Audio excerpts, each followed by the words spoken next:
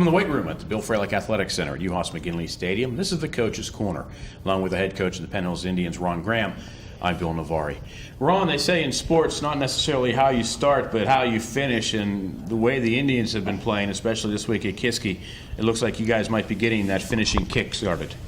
It was a good day for the young guys. They were making plays and, the basics, blocking, tackling, and running. And, this is the kind of things we keep emphasizing, and, they're putting it together. I know it seems late in the year, but however, whatever has taken place, we just got to keep gelling on it and keep moving forward. As a coach in a game plan, you always want to come out fast. You want to try to get a lead, try to get a team playing from behind. 2 minutes into the first quarter at Kiski, you're up 12-0. At that point, you have to start feeling not necessarily comfortable, but at least good at the way things started. And then the defense took over, and the defense only gave up 32 yards against a good Kiski offense last week. That really has to be your shining moment of that game. Well, with the field conditions, you can never be absolutely sure what's going to take place. Someone slips. Previous games we've had someone falls in the mud, there's 6 points on you. So we weren't comfortable at all. But however, the defense played an excellent game. It was an excellent scheme against their team, and they had some great running back. And the young man they had over there, number 8. Tariq Godson. He's a heck of a runner. He's a game breaker. Anytime he touches the ball, you have to be very careful where he's at and what he's doing. But overall, I thought the young men played fine, and they played with some enthusiasm. With the pride that went on with the defense, you talked about the difficult conditions. The last 2 weeks, the conditions have been difficult. I mean, you could almost be standing still in some parts of this field and slip and fall. That's true. There's a saying, necessity is the mother of invention. Fell short of running backs this year. You took one of your wide receivers in Chris Washington. Yes. You put him back in the backfield, 85 yards his first night. Last week, in horrendous conditions, 170 yards. I mean, you really have to be smiling like the proverbial butcher's dog. Well, that's something where we were down, once all of our halfbacks went down, he was the next guy that had the ability, and actually it shows that possibly he should have been playing in the backfield because he was an excellent receiver. But it's working out for him and the team, and we hope he continues to improve. Now, does that help the offensive game plan a little bit, maybe give you a little more something that you have a halfback who can run the football, obviously? Yes. And since he came from the receiver core, sets up more plays of maybe throwing to backs out of the backfield, swing passes, or just the screens, or just releasing and going. Yeah, absolutely. He opens up some other avenues for us offensively, because he has excellent hands. And as we go and as we are continue to play, we're going to use it. This week, the Chapel Foxes come to town. Bit disappointing this year. I think the Foxes have been. I think it was a team that was going to be contending for high playoff spot in the conference. Maybe not for the conference win, but maybe 2 or 3. One of the spots for the playoffs. Winless so far. I was talking with Coach Rash, and we mentioned you can't take this team lightly. Because if they win their last 2 and you lose your last 2, they're ahead of you. That's correct. But you have an opportunity this week with a win here on senior night to guarantee yourself a playoff spot. You win, you're in. Yes, they have a good team. They have some Division I players. They have some linemen. A lineman that's going to Penn State, and he's an excellent player as well as they have another gentleman over there that's a very stout lineman and it's going to give us some problems. However, we have to keep just moving ahead. And we're prepared for them. They run a 3-5 defense, and they come at you, and they hit all gaps. So we're putting some things together, and hopefully to be able to take that on and stop their defensive attack because they're very aggressive on defense. With the Foxes playing some desperate football right now, the Indians coming off the big win at Kiski, any concern as far as these kids taking Fox Chapel lightly? No, not at all. I think that where we're at right now, every game is paramount to where we're at, possibly for a playoff situation, and they know it. And we only have 2 games on the schedule left, and we have to one game at a time. We have to get through this game and win. It's senior night. It's a Thursday night game. Fox Television will be here. Yes. 3 seniors you brought with you tonight for the senior night festivities. Oh yes, we have Lamar Clark, who's a lineman, who. One of the guys that he's in practice all the time. He has gotten some playing time. Excellent student and character. We have John Patterson, who's a safety and linebacker, as well as a receiver, and he's been filling in very adequately when we have, because of some of our injuries. And then we have Jamalcus Jamison, who's a fullback, and he rotates in the backfield for us. And all those young men have been doing a nice job for us. I mentioned the Thursday night throwing you off a little bit this week with the day short, Yes. a little bit. Well, it's a day short. However, it's the same thing for the Foxes. So we have to put it together and just, move our clock back, so to speak, and get ready. Any plans for a Friday night in October? Any plans for going out Friday? Or is it a scouting night? It's going to be a scouting night for some, and for some, hopefully a night of rest. Oh, very good. Well, enjoy it, and good luck tomorrow night against the Foxes, and hopefully you guys can guarantee yourself a playoff spot for the WPAL playoffs this Yes. year. Coming up next, our Seniors of the Week as the Coach's Corner continues here on Comcast. Jamalcus Jamison, 35, fullback, Penn Hills Varsity Indians. John Patterson, number 5, wide receiver, defensive back for the Penn Hills Indians. Hello, my name is Lamar Clark. I'm number 78.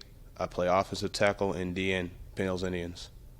Our Seniors of the Week, Jamalcus Jamison, John Patterson, and Lamar Clark of the 2009 Penn Hills Indians. Jamalcus, let's start with you. A big win last week at Kiski. How's the team feeling in practice this week? The team's feeling very confident, very strong. I feel we need to just come out and try to repeat the same thing we did last week. Fox Chapel this week, team not overconfident going up against a tough Fox Chapel team? We're not overconfident. We tried to get out of that throughout the season.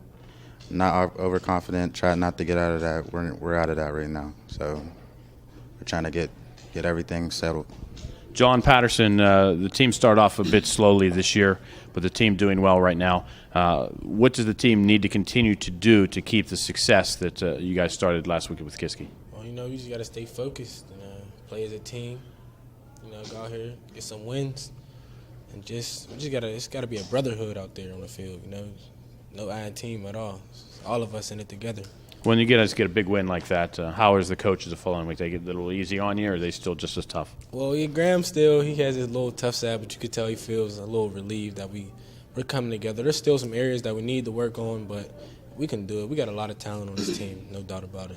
Lamar Clark, when the team comes out onto the field and everyone's looking at you, Mom and Dad, they don't have a hard time finding you down the field. Just 6'4".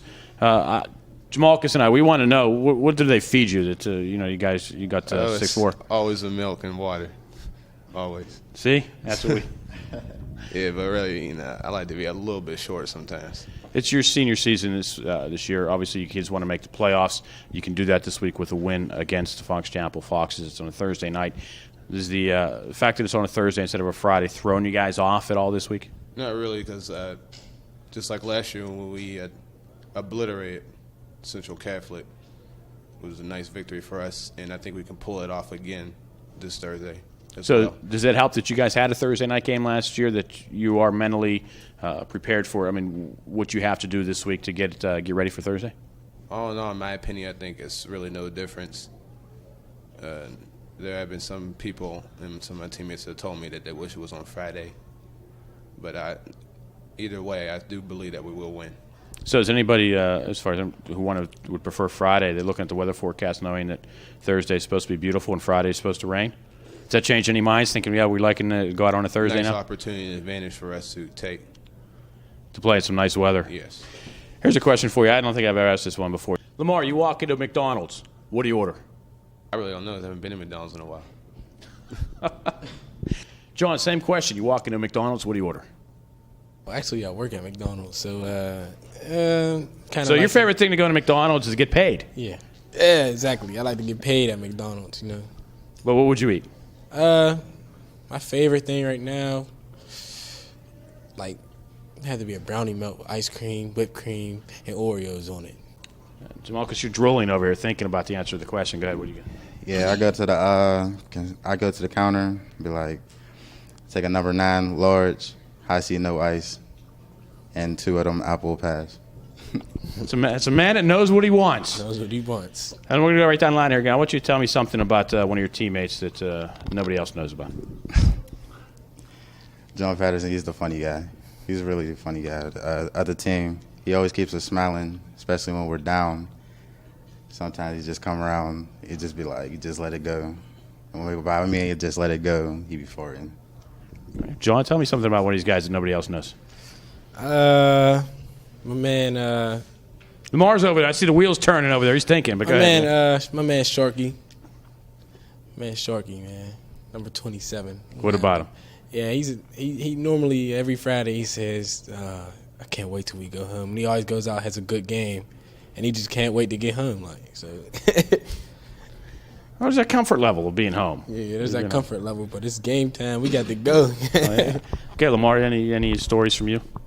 Well, we got one guy on the team, Kirkland, 89. First Javon. time I met him, I thought he was kind of selfish.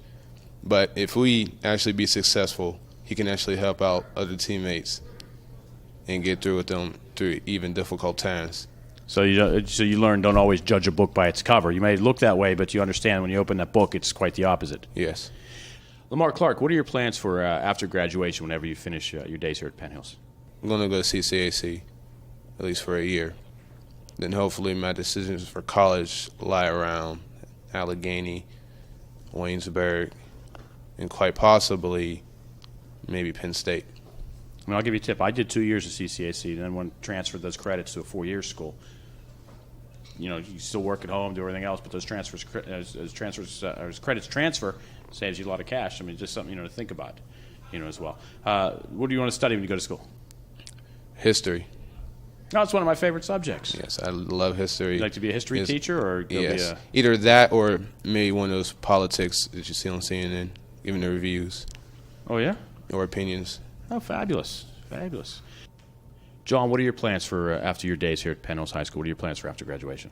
Oh, man, I can't wait till after graduation. I'm actually looking at an HBCU school down in South Carolina. I'm looking at Claflin University or South Carolina State right now. I'm trying to major in actually this, broadcasting journalism.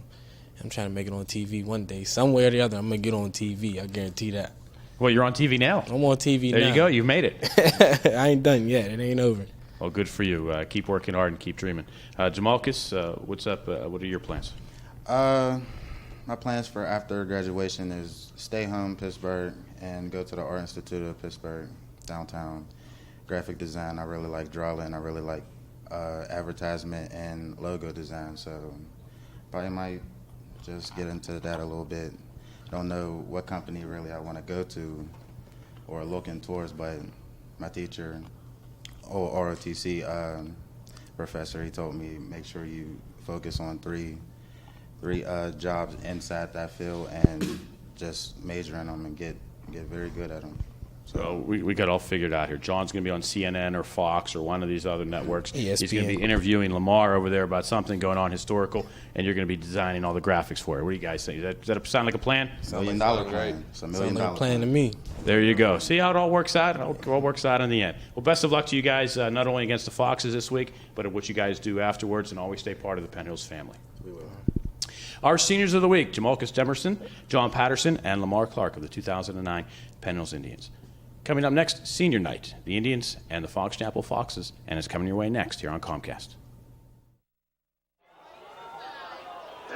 From UHAS McGinley Stadium, it's Senior Night 2009 as the Penn Hills Indians host the Foxes from Fox Chapel High School. A very pleasant good evening to you. I'm Bill Navari, along with new broadcast partner tonight, Keith Banks, helping us with stats and everything else. Tonight, the Indians in their red jerseys and white pants say goodbye to their seniors who were playing here the last time, unless some things happen with the playoffs. Playing for the last time, at least in the regular season, here at Andrew UHAS McGinley Stadium. The Indians come into tonight's contest with a record of 3-4 on the season. 2 wins, 2-1 in the Big East Conference. A win tonight will solidify themselves a spot in the WPIAL playoffs. If the Foxes of Fox Chapel can pull off the upset, they're back in the playoff hunt and putting the Indians behind the 8 ball as they go up against the Woodland Hills Wolverines next Friday night at the Wolverina. The Indians are led by their sophomore quarterback, Chaz Whitaker. Chaz having a big game last week against the Kiski area Cavaliers. 75 yards passing, but the big story last week on the offense was Chris Washington, 170 yards rushing. The defense only allowing Kiski 32 yards of total offense on the night. And Keith, the Indians tonight, they want to get things started, but dry field conditions, you think they can get things started the way they did last week at Kiski? Well, it's going to look a lot better than Kiski in general because we don't have nothing but mud on the field. Field is actually a lot better than it was last night. I was walking on the field last night. It was a little soft, but things gotten a little more solid. And we are underway here at UHaas McGinley. They're going to let this one go to Brandon Eiffel. Returned the opening kickoff for a touchdown last week. And Eiffel up the middle has a lane, and he's brought down from behind at the 35-yard line. They'll give him the 36-yard line, and that's where the Indians will get things started.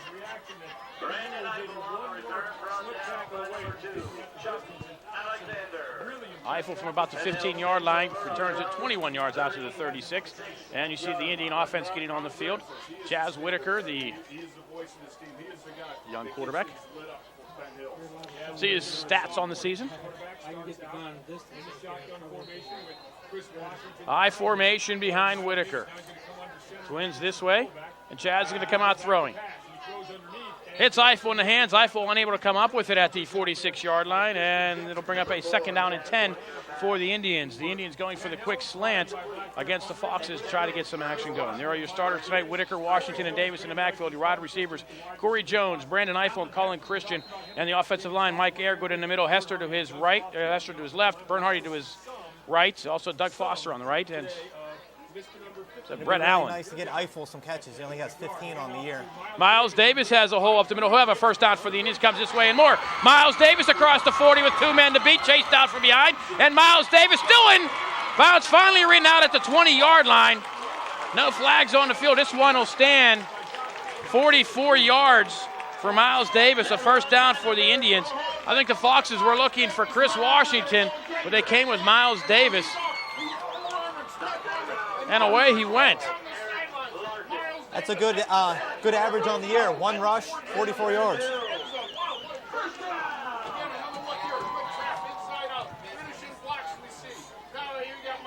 You see Miles Davis going to the right side. The Indians making the nice blocks to free him down the sideline. He breaks a tackle here.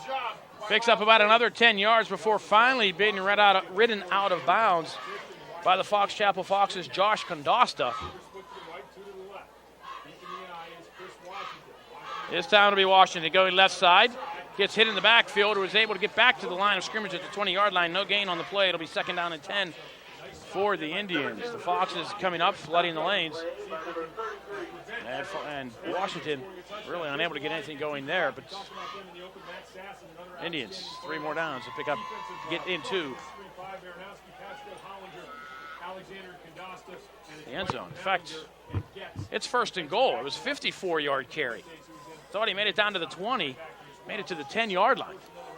That's 54 yards, Mr. Banks. That's 54 yards per rush for Miles.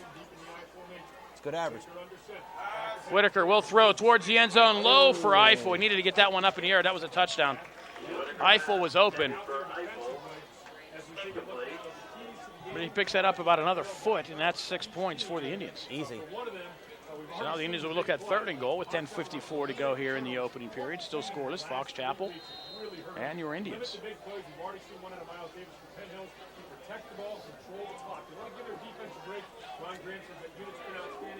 Fox Chapel trying to eliminate the big plays tonight from the Indians. They've already given up 1 to Miles Davis, the 54-yard run to the 10-yard line. And it'll be Washington up the middle, touchdown Penn Hills.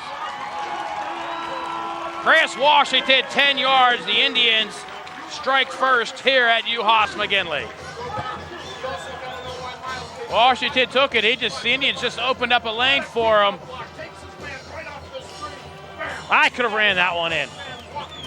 The size of that hole. For you. That's Trayvon Hester, all 5'5". When I say 5'5", that'd be his number, 5'5". And you got to know that has Fracco's kick up and through. 10:50 to go. First period. Penn Hills 7, Fox Chapel nothing. You are watching Indians football on Comcast. 4 yards in 5 plays. Chris Washington, the 10-yard run, caps it off. The Indians 2 rushes, 64 yards in the drive. Actually, it was 3 rushes for 64 yards. Washington was held for no gain on the 1st and goal. Fracco to the 10-yard line. The Fox Chapel Foxes will return it from there. Trey Bradley looking for somewhere to go, and the Indians close quickly. And Bradley will not get to the 20-yard line. They'll work him down at the 19. And the Indian defense, a huge night last week at Kiski.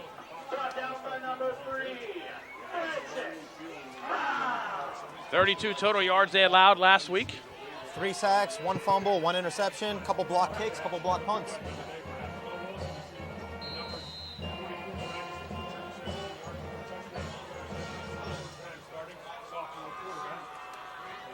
Game like that can really get the Indians fired up a bit. Big number 72, Shaquille Madison, in the center of the line, and the Indians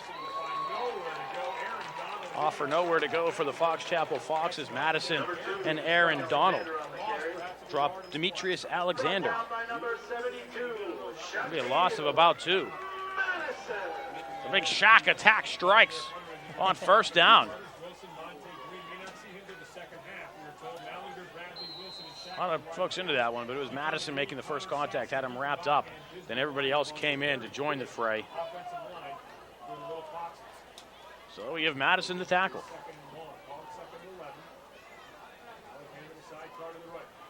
From the shotgun, Noel Wilson will roll to his right.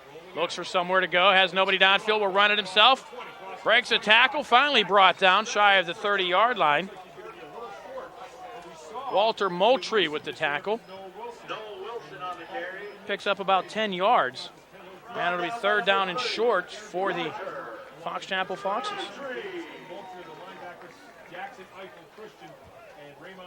As your Indian defense, Donald, Turner, Ergood, and Kaiser on the line. Your linebackers, Taylor Adams, Miles Davis, Walter Moultrie. Your secondary, Ray Harris, Brandon Eiffel, Colin Christian, and Michael Jackson.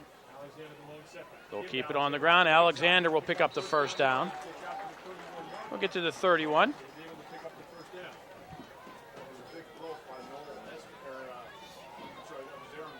And the Foxes get a first down.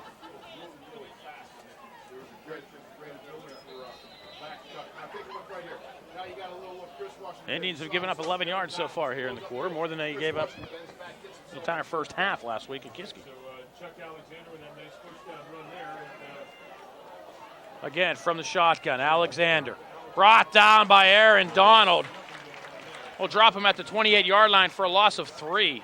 Chuck Alexander brought down in the backfield by number 59. And the Foxes will have a 2nd and 13. Donald just came crashing through. He was there before Alexander got the football. He almost got the handoff. I said before, he's like a triceratops. The guy's just got the ability to penetrate, and he is aggressive, and he is one tough buckaroo. Again from the shotgun. Ball batted, Moultrie. Be incomplete. The Indians wisely going after it, just in case. But Walter Moultrie got the paw up. Batted Wilson's pass incomplete, and it'll be third down and about 13 for the Fox Chapel Foxes. They fake the inside handoff, swing this way. Moultrie read it all the way, got the paws up. That's what you teach them from the midget level. Call pass, get them hands up in the air.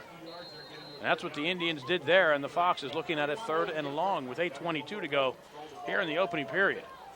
Indians scoring first, 7-0 on a Chris Washington 10-yard run.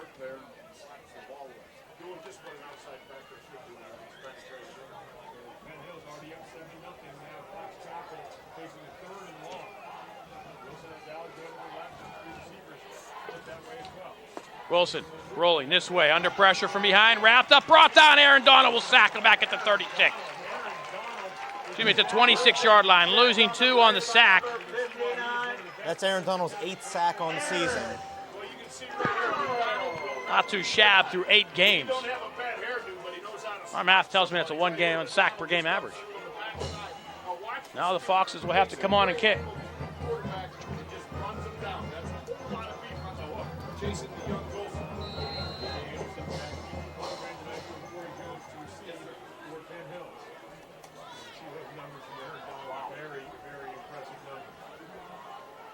High snap. Foxes get the kick away. It's going to be short. Eiffel's going to let it hit, and the Foxes will touch it at the 44-yard line. Indians will have great field position at the 44.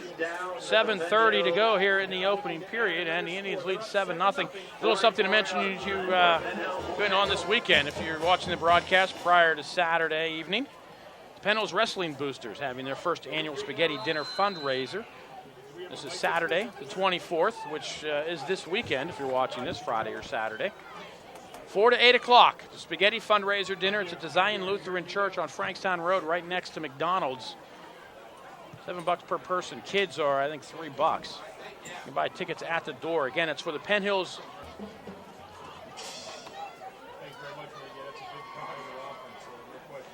Whitaker brings the Indians to the line in the I formation.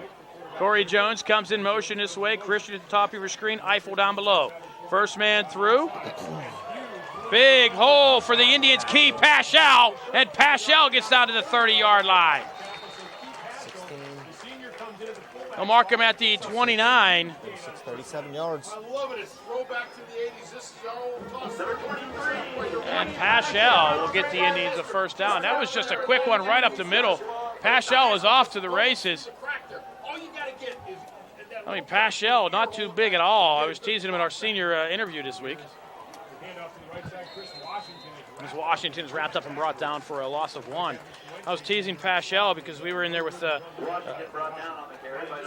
couple of tall guys. Among them was Lamar Clark, 6'5". That's a big kid. You know, and then there's Key, who's 5'7". You know, I said, come stand next to me so we look like the shrimps that we are. But I told him, it seems like anytime I get a senior of the week, that following game, they have a big game. So let's keep our eyes on Key. John Patterson also, and Lamar Clark, our seniors of the week this week. Jones in motion this way. Again, the I formation behind Whitaker. And Whitaker's going to throw. Looking downfield. Has a little bit of a lane if he wants to run to his left, but gets rid of the pass, and he throws it to the outside. It was headed for Brandon Eiffel, but the pass is incomplete. I think if Whitaker was able to look this way, he kind of had Cullen Christian break it towards the 10-yard line on a slant. But nonetheless, the pass incomplete, so the Indians get another down, and it's 3rd and 11. Whitaker's 0 for 3 right now. All 3 passes towards Brandon Eiffel. Do you think they're trying to feed him the ball? You got to get the ball in the hands. You got to get it. You know, you have so many weapons on this team. Eiffel only has 15 catches on the year. He's got to get the ball more.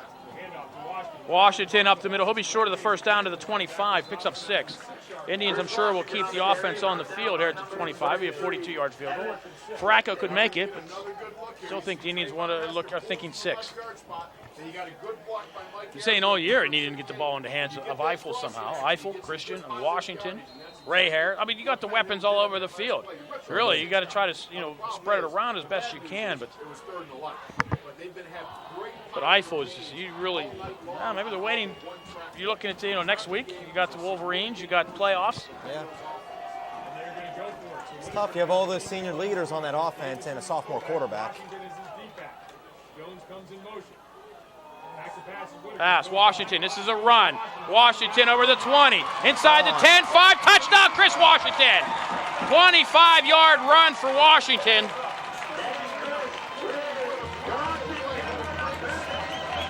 And the Indians score again. That was a 4th down play.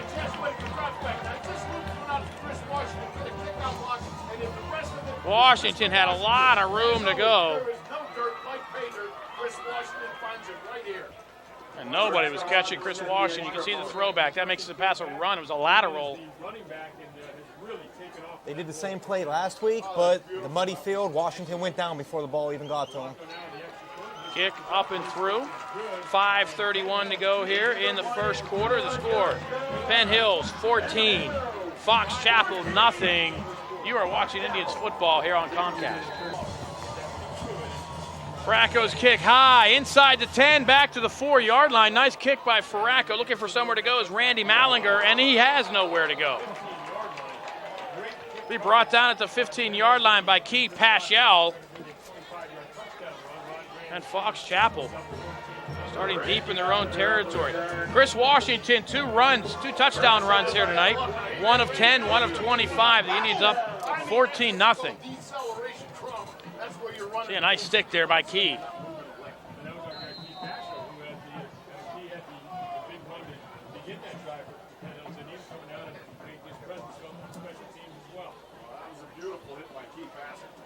From the shotgun, Noah Wilson.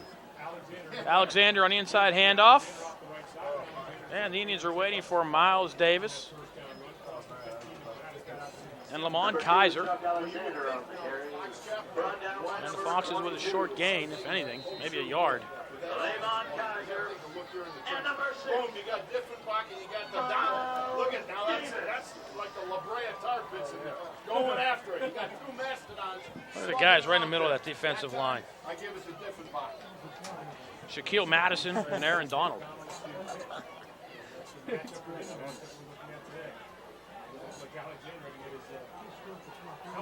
Alexander looking for somewhere to go into the arms of Aaron Donald.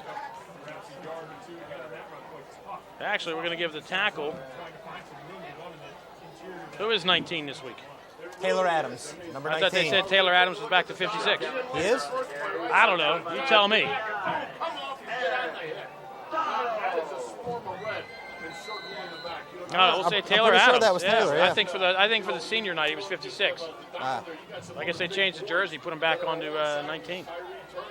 After we told all these guys up here 19, and they changed him back to 56. Now he's 19 again. They might actually interchange his jerseys. Against the Bethel Park game, Andrew Foster changed his jerseys for offense and defense. Well, he's on defense. It doesn't really matter what number he is here. It's only on offense where the numbers matter. Wilson rolls this way, throws underneath. The pass almost intercepted. It's incomplete. Walter Moultrie almost coming up with it. And that'll bring up a 3rd down.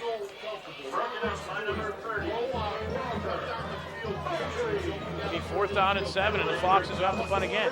Moultrie close to coming up with that one. Yeah, this is going the way of the Kiski game. 2 series, 6 yards for Fox Chapel. Well, that works.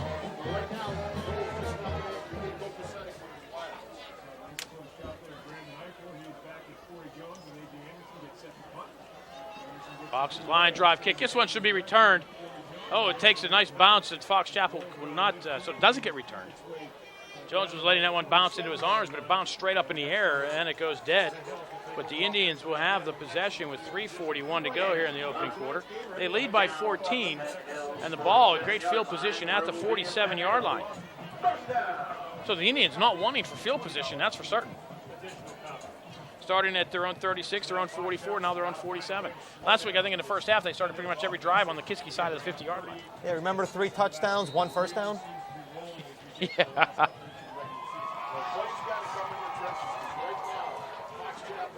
And the first down came on a touchdown. Yeah. Was it Roberson? No. Paschal up the sideline. Paschal with some blocks. Key's going to go. Key, 10, 5, touchdown, Penn Hills. 53 yards. I told Key he was going to have a big game tonight, and there he goes, 53 yards. 90 yards, 2 carries tonight for Key Paschal. That's a good average, Bill. One guy's got it, now here's another. Here's Keith Basher. He comes out of nowhere. Now he starts pointing, hey, give me a block here. The Indians with a lot of trickery on that one. They were very deceptive. And Paschal up the sideline. The Indians trying to make it 21-0 with 3:29 to go. I like that play. It's a very nice play. And the pass, or excuse me, the point after is no good. 3:29 to go. First period, Penn Hills 20, Fox Chapel nothing. You're watching Indians football on Comcast.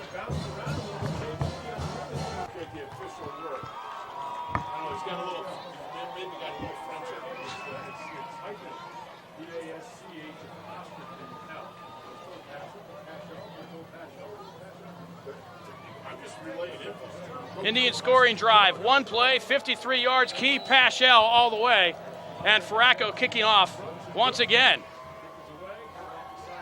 Kick bounces. It's Alexander on the sideline, and he does a nice job of falling on it. It might have bounced out of bounds, but it hit him and made it a live ball, and the Foxes probably one of their best starting field positions of the night at their own 21-yard line. So some great yards per carry average tonight by these Indians.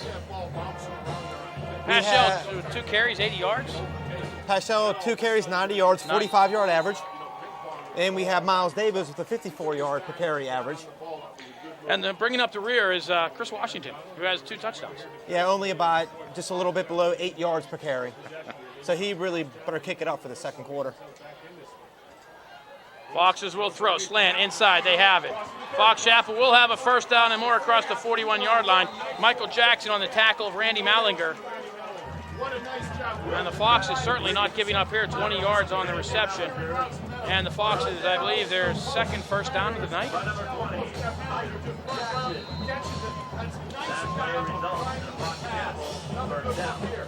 By the way, if you're scoring at home, Pat Shell's touchdown was also a first down. I'm going to go and see him at halftime. Save me some pizza. I'll throw a couple in the freezer for you. Thanks to the band for supplying the I love the band boosters. Wilson from the shotgun, and they take too much time. So delay of game by the Foxes, and it'll be 1st and 15. First penalty of the night, I believe, by either club. Yes, it is. 2:45 to go in the first quarter. It's been a clean first quarter. Now, Bill, going back to the first downs, Penn Hills is keeping up their good first downs to touchdown ratio. 3 touchdowns, 4 first downs. There you go. Delay game against Fox Chapel. First down. You know, I said to Coach Graham in our interview this week, I said, you know, the saying is it's not so much how you start as how well you finish. And the Indians starting to turn it on here late in the season. It's the time they really want to do it here. It's trying to set up the screen. Shaq almost with the sack. They get it away, and the pass batted by Brandon Eiffel. And the fall incomplete. Shaquille Madison with the pressure on Noah Wilson. They were trying to set up the screen on that play, but the Indian defense snuffed it out. And then the Fox Chapel offense trying to improvise, and the pass winding up being incomplete. Eiffel almost being able to come down with it. It's hard to bring throw up a 2nd and 15. It's hard to throw a screen over big Shaq Madison. Big. Come on, he's only 6'4". Is that all? That's all. 360? Or 260? They have him listed as 300. 300? A couple years ago, maybe. It's kind of like, you know, they give inches to people, they take pounds off it. That's a lot of Shaq Madison out there. It's a lot of kid.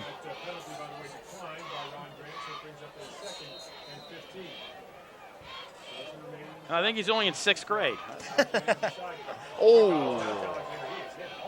Alexander comes out with it. Wilson got plugged right before the pitch by Lamont Kaiser. But Alexander able to pick up 5 yards. And it'll be 3rd down and 10. Wilson Justice got rid of the ball. Bam. Lamont Kaiser, wham! That is getting seated on your And the Indians, you see the defense coming alive here. The Indian really- defense they're really, hitting hard. they've played well all year. They really have. But lately, they have really been coming together as a team. My criticism of them all year, the team there's been a lot of me's, not a lot of we's. The team is starting to come together as we's. And it's showing. Man in motion, inside handoff. Trey Bradley looking for somewhere to go. The Indians stuff it out, and Miles Davis will finish off the play. That's how you finish a play. Tyree Turner was the first man to hit him. Miles Davis finishes him off for a loss of 2. You see Tyree Turner will slow him up right here. And then Davis, bam. Miles, his favorite color? Red? Orange. Orange. Oh, yeah, well, what homeroom is he in? 106. That one right out of bounds. Indians will have great field position.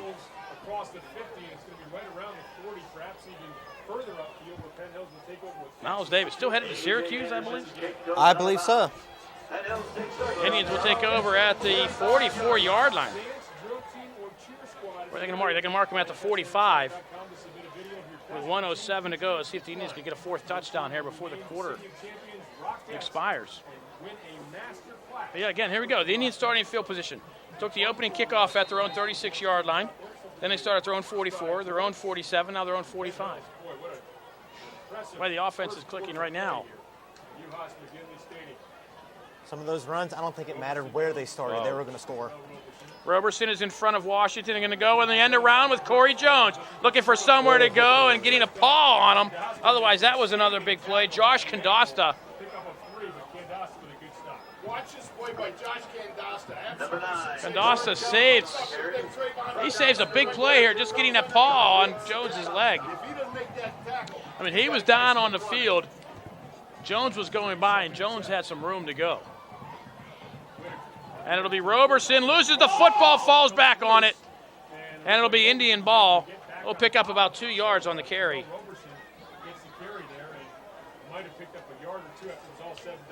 And it'll be third down for the Indians. He was stripped as he went into the pile, but wisely falling on it. See if he can pull it out right here, and then Roberson falls right down on it. Chucky Alexander in on the tackle. Good stop by the That's their 5th different player to rush the ball tonight. It's only the first quarter. You know, the Indians need to start spreading the ball around, I think. And that'll do it for quarter number 1. After 1 period of play, the Indians 20, the Foxes nothing. You are watching Penn Hills Indians football on Comcast. Second quarter action about to get underway here at U.S. McGinley Stadium with the score Penn Hills 20, Fox Chapel nothing, along with Keith Banks. Tonight I'm Bill Navari. Great to have you along. A beautiful night for football here in Western Pennsylvania. Thursday night action as Fox Television comes in, FSN Sports, to televise tonight's game. And it's a beautiful night to do it because it's supposed to rain once again this weekend. And it'll been, I think, 3-4 weeks in a row that there have been a Friday night in a rainstorm. The Indians, a beautiful night here for senior night. Thank Fox for scheduling this one here on tonight. Thank them for bringing the nice weather, and also thank them for allowing us to use their television feed to bring you the replays and everything else tonight. Quick first quarter stat. As far as the offense goes, 0 passing yards, but 131 yards rushing. They need in the first quarter. They need to do better. Yeah. I think they probably have about a 30-yard per carry average total. Pretty close to it. You can work on it. Figure that one out. First quarter rushing stats. Let's see.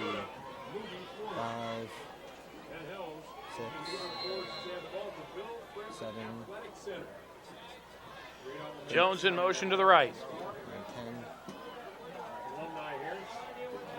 10. Whitaker throws, looking downfield. Eiffel had some contact, nothing called. He's pleading his case to the officials, but the pass overthrown. I think the Indians need to do more of that, throwing the ball deep, just to try to spread out some offense for these runners as well, And keeping them honest. just like I said before, that's Whitaker's 4th attempt, all 4 to Eiffel. And if you wanted those rushing yards, rushing average, 13.1 yards a carry. Not too shabby. 10 total rushes, 131 yards. That's easy math there. And Fracco's punting. First punt of the game for the Indians. And Fracco's kick up, short, into a pile. Hits off the head of an Indian, and it'll go dead inside the 20-yard line. Excuse me, inside the 30-yard line. And the Foxes will get it with 11:43 to go. Again, the starting field position, this is their best starting field position of the night at the 29-yard line. Indians keep starting close to midfield, and the Foxes, again, inside their own.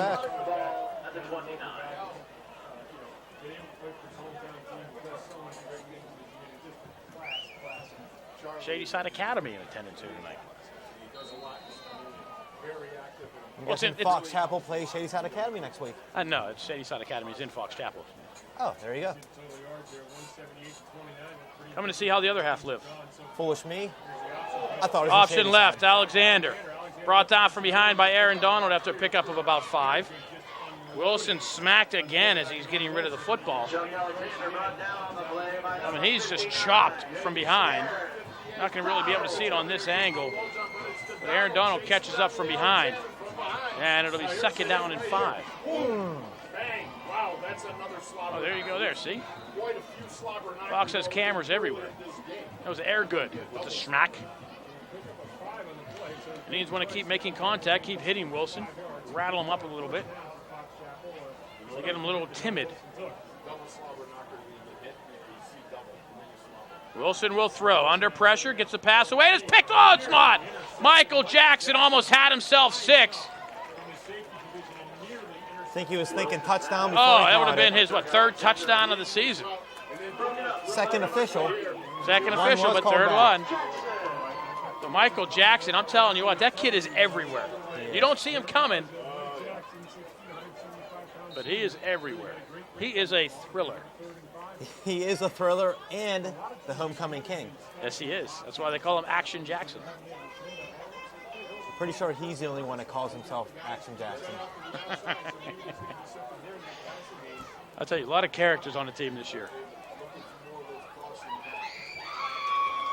Wilson will throw again. Donald does get the sack again back at the 26-yard line.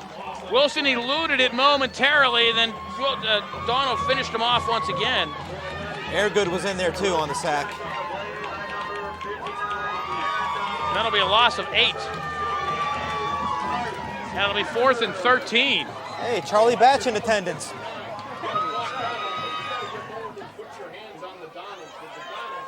Yeah, everybody who is somebody's here. I'm here.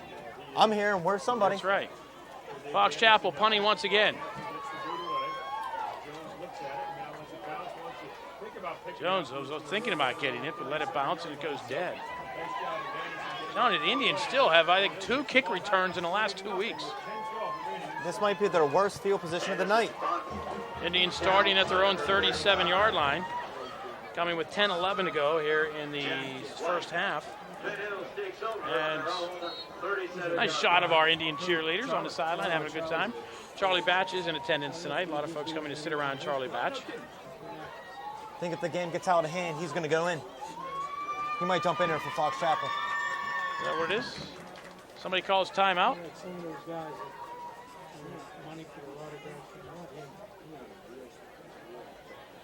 Somebody did call timeout, so let's take a break. 10-11 to go, first half. Indians 20, Fox Chapel nothing. You're watching Penn Hills football on Comcast. Following the timeout here at UHAS McGinley Stadium, the Indians up 20-0 over the Foxes. Looking for more. Ray Harris splits to the near side. Indians with a bevy of receivers. Colin Christian to the right. Jones, it's Eiffel in the slot. He comes in motion this way. And it'll be a toss this way to Chris Washington. Cuts it back up the middle. Looking for somewhere to go. Ridden down from behind at the 38-yard line. Picks up about a yard. And that'll be 2nd down and 9. Thought this one was coming to the outside. Washington took it back up and in. Ran into his own blockers. And that was caught from behind.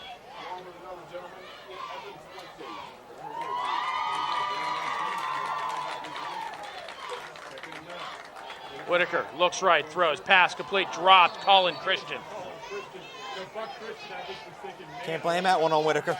No, Buck should have held on to that one, but after going to Eiffel all night, you think Christian even expected it? He wasn't ready, yeah. No. Surprise, surprise, surprise, surprise. Fires it out there. You can see Buck right there, that head turns just before the ball gets there. Indians 3rd and 9. Clock stops with 9:37 to go here in the half.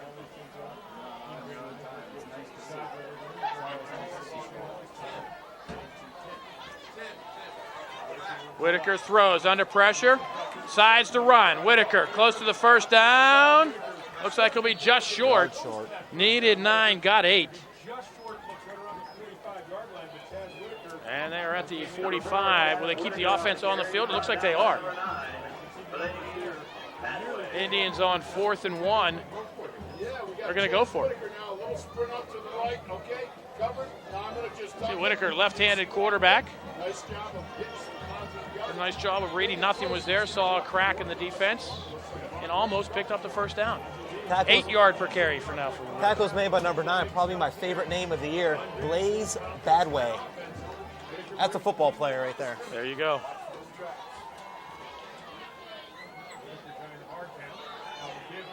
Whitaker keeps it right side, has the lane. Whitaker has the first down. Looking for a block inside the 30, inside the 40, inside the 35 to the 33-yard line. 21 yards. And Whitaker has a first down.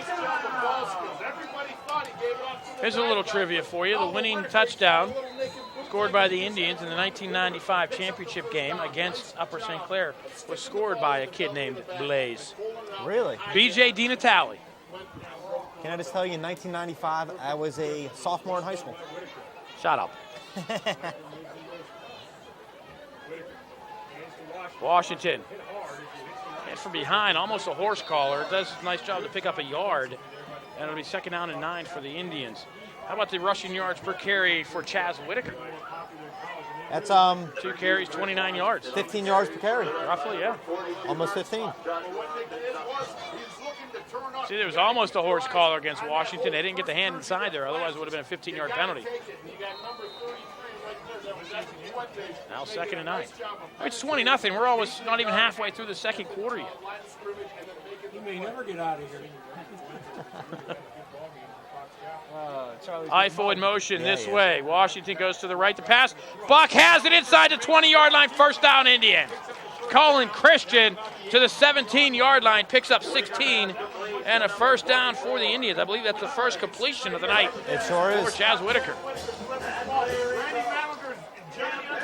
No, he's been going to Eiffel for the whole first quarter, part of the second out. Maybe Buck becoming the target of choice here. His balance and possession of the ball. Tremendous athleticism. Eiffel in motion this way. Washington looking for somewhere to go. And Fox Chapel doing a nice job to plug the gaps. No gain on the play for Chris Washington. And Indians looking at a 2nd down and 10 with a running clock approaching 7 minutes to go here in quarter number 2. Right there. Boy, that's a joke, and I didn't even know it. But right here, you got Chris Washington. Look at every hole. Fox Chapel plugging. The Indians need to get to the outside. You saw number 69 there, Adam Biznotaway, 6'6", 275. He's a sophomore. See it again, number 69 for the Fox Chapel Foxes.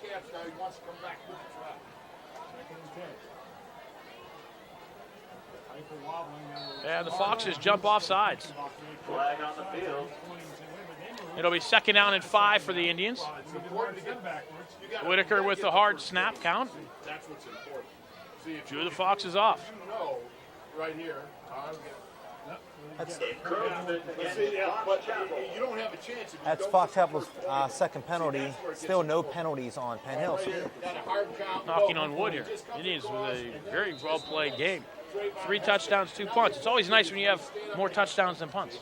Absolutely. Again, Eiffel in motion. First man is Key Paschal, and that's going to drop the yards per carriage average. He picks up maybe a yard. Paschal now 91 yards on 3 carries. You know, that drops it to about 30, a little over 30 yards a carry. So he really has to step it up. Key needs to do better. Absolutely.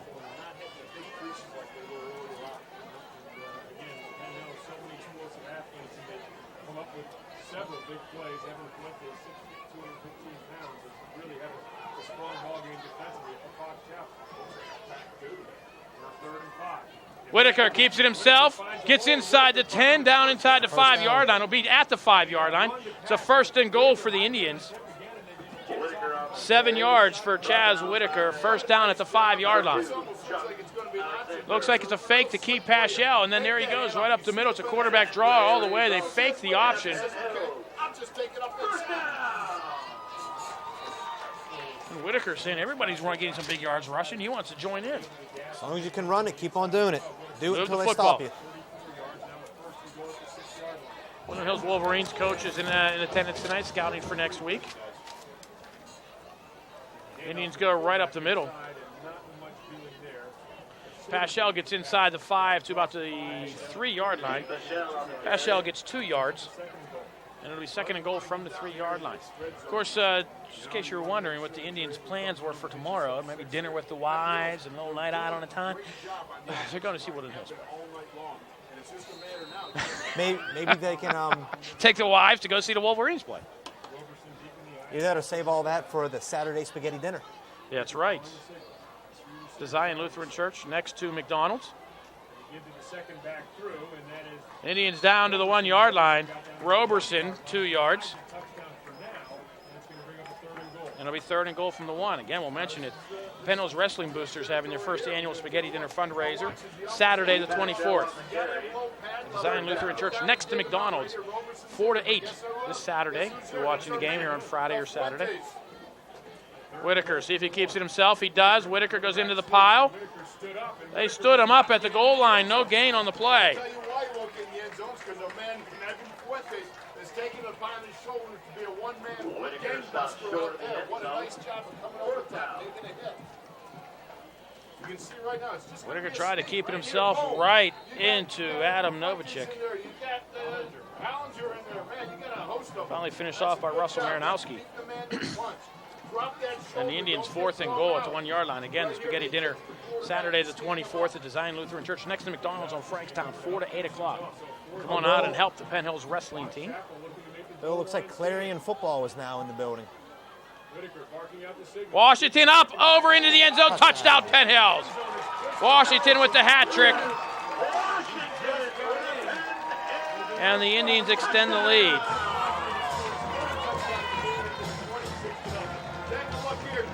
Indians now up 26-0 with 3:31 to go. The Wiz flies up and over.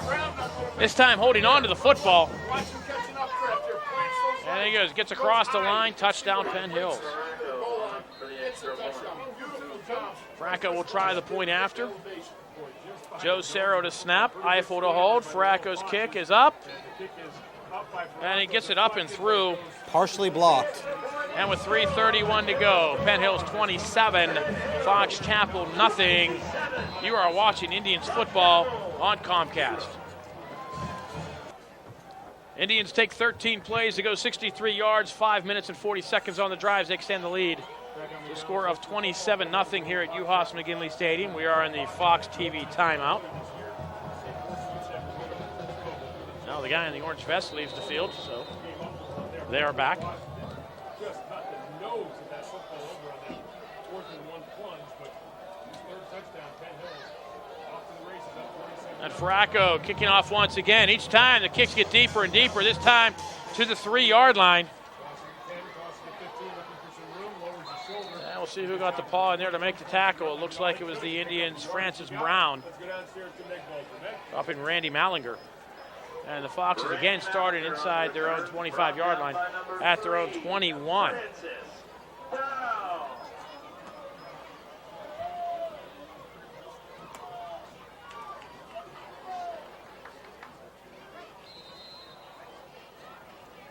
Thanks very much. And Will Wilson has taken some legs. So yes, he has. You know, he's 5'8" and he's 170 pounds. Brian Neal was on his way again. He bench presses 260, so he's not a huge guy, but boy, he's a tough one. Again, the Foxes from the shotgun. Wilson looking for somewhere to go. Looks like he wants to keep it himself all the way. Eiffel slows him up and breaks another tackle.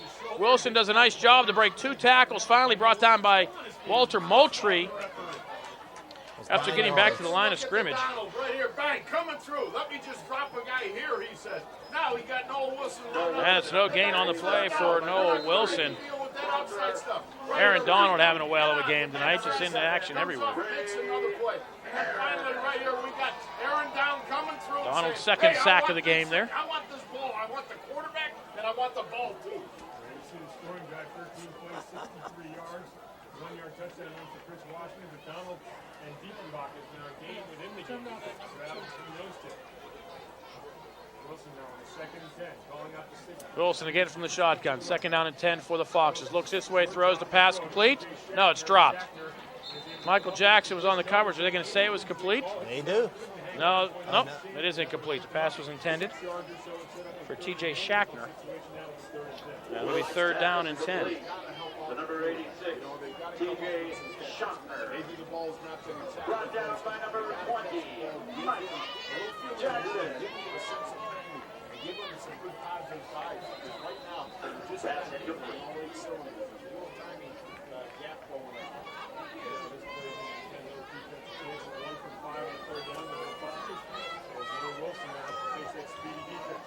Inside handoff on the little option.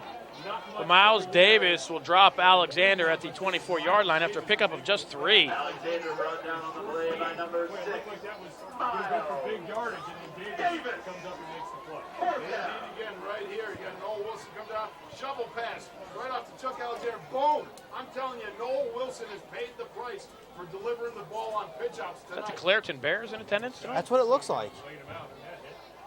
Now, is that Clarendon University or No, Clareton. the high school? Clareton High School. That would be Clarion University, wouldn't it be? Yes. I don't think they have any universities in Clareton. I don't think so either. High snap. Foxes get it down, get the kick off. Fair catch called for and made by Corey Jones at the 39-yard line. Nice punt by the Fox Chapel Foxes. And with 2:27 to go in the half, the Indians have it at their own 39 with a 27-0 lead. Now here's one for you, Keith. If the Indians get into the end zone here before the half to make it 33-0, the extra point, do they kick it or do they go for 2 to get to 35 in the mercy rule in half number 2? Now, with Clarendon being in the house here tonight, correct me if I'm wrong, are they a double-A school? They're single A. Single A. So they have no chance at playing No, they're either coming, one of they're these coming out to teams. see a football game. Yeah, Why not? You know what I mean? Well, I'm surprised a lot of other kids aren't out tonight because that's a heck of they a drive. they play Friday nights and They don't get to see a lot of games. go out and get to see another game. Whitaker's pass. Eiffel, nice catch inside the 40-yard line. Eiffel down to the 35. Dandy of a throw and catch. Brandon Eiffel with a first down for the Indians. 26 yards on the reception. Brandon Eiffel with the extension getting the hands up. Stands down to the 25 and the Indians in business at the Fox Chapel 35-yard line. Whitaker puts that one up. Eiffel gets the hands on the ball and comes down with it. That's what we need to see more of. Jones, end around, coming this way, looking for somewhere to go. Brought down after pickup of maybe a yard. Actually going to mark him for no gain. Indians trying to get the ball into the receiver's hands one way or another. Again, if the Indians get into the end zone, do they go for 2 or just kick the extra point? I'd say go for 2. What do you have to lose? Yeah, when you get the clock running in the second half. I think his first half has been a bit of a marathon. It has been.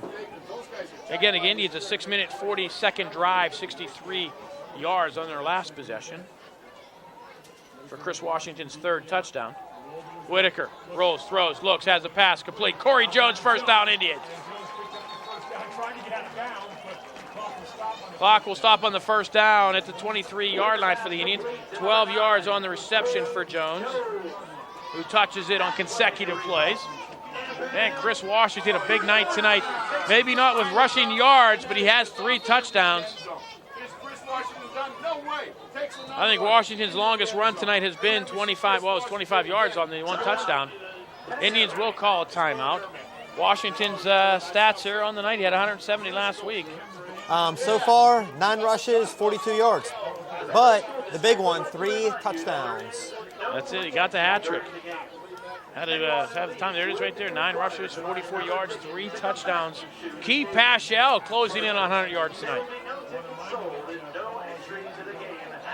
Paschal with 91 yards on 3 carries. Paschal, the odd touchdown for the Indians. They have 4 in the first half.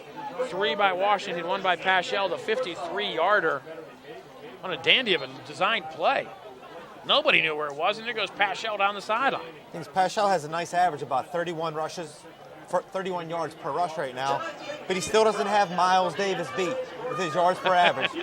54-yard average. He's going to have to pick it up a little bit to beat Miles. Yeah, well, and the Indians are also coming in on 200 rushing yards in this first half.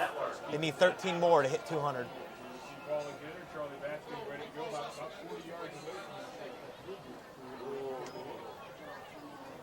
Whitaker is sacked back at the 30-yard line.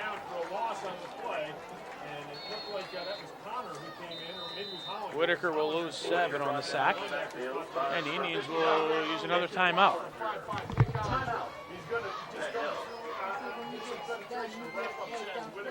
That's a nice job.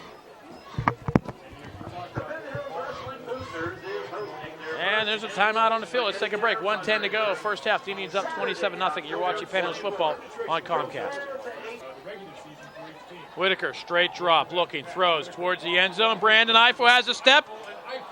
Had to pass a little underthrown. Eiffel was able to cut back for it. That brings up a 3rd down and 17 for the Indians. You got him here now. Match up one-on-one with Brandon Eiffel. This is quite a battle here. Chaz Whitaker drops The pizza has arrived, Bill. Just thought I'd let you know. And we definitely have to get it before Craig Wolfley does. Eiffel doing a nice job trying to come back to it, but I'll give me credit to defense on that one. Not allowing Eiffel to get back to that ball. Nice coverage on the play by the Fox Chapel Foxes. I think the Indians are in 2-down territory here, try to pick up half of it. And they go for it again on 4th down. Whitaker. He tried to step up and run with the ball, but he's dropped after a pickup of 1. It'll be 4th down for the Indians. Ball at the 29-yard line. It would be a 46-yard field goal from here. But it looks like they're keeping the offense on the field. Long field goal.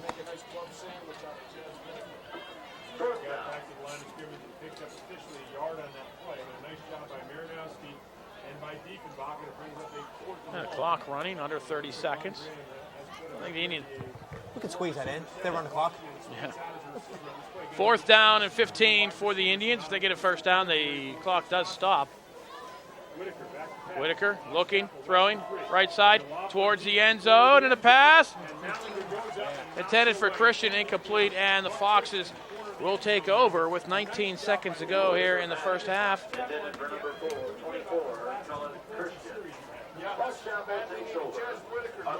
And I think we're going to just take a quick break here. 19 seconds to go in the half. Indians 27, Fox Chapel nothing. You're watching Indians football on Comcast. Or not.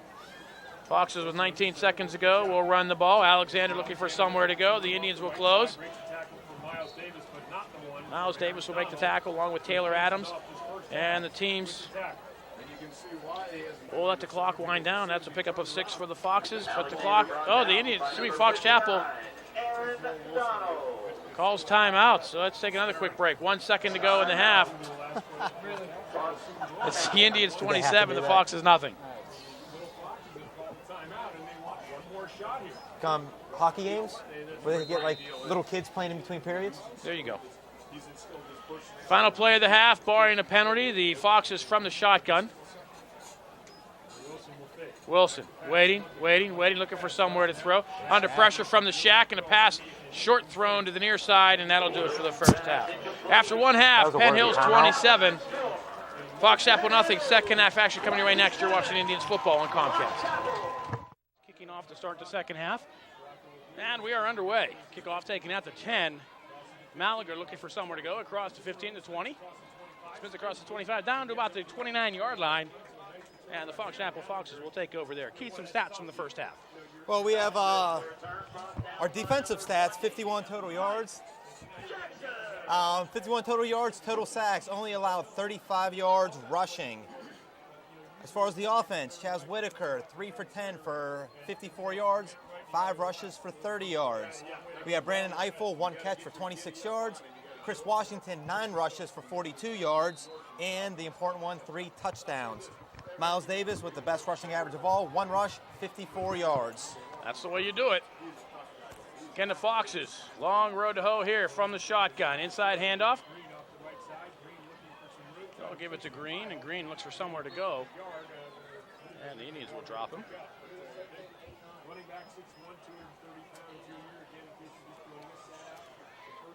New number in for the Foxes. Yeah, that's number 28, Monte Green, 6'1", 230-pound junior. Miles Davis with the tackle for the Indians. And it's second down and 11. You would think the Foxes, if they're going to try to run the ball, get that fire plug in the first half, try to get some ball moving. And the Foxes only 51 total yards in half number 1.